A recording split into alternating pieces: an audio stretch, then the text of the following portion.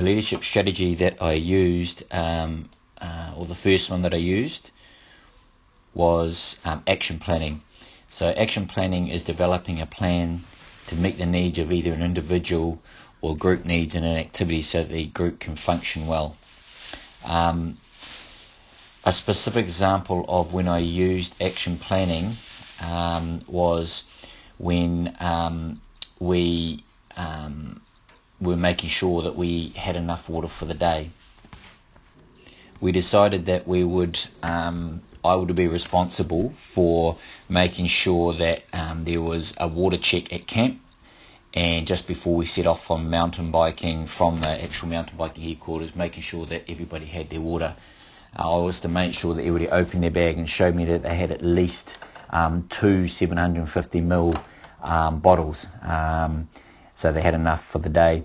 It was also agreed that I would carry an extra bottle just in case someone ran out or they lost their water, or there was a mistake somewhere and they've lost theirs. I also took some lollies for sugar hits for people as well. The strategy was most likely to decrease the risk of dehydration.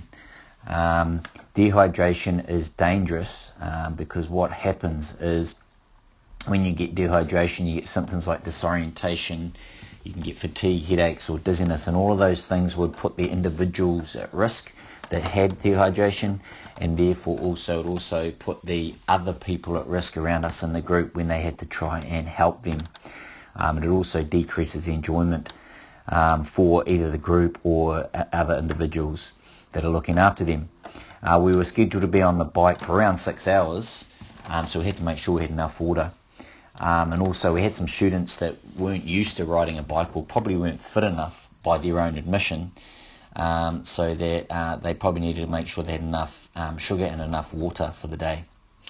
We were hoping that it would help keep all individuals as sharp as they can so they can enjoy the day. So did it help the group? In a word, yes. Okay, so even though I checked all of the water bottles, we forgot to check Miss Flynn's bag because we just assumed that she would make sure she got the water, but she actually said she lost her second water bottle. So she used my second one, and towards the end of the day, she said that it really helped her because it helped keep her energy up, and she was really thirsty, and she actually finished that second bottle. I saw that she was going strong all day and helping, and because she was helping others keep the... I saw her going strong all day, and that enabled her to help keep the less fit students motivated, and therefore the rest of the group was able to enjoy the day and function properly.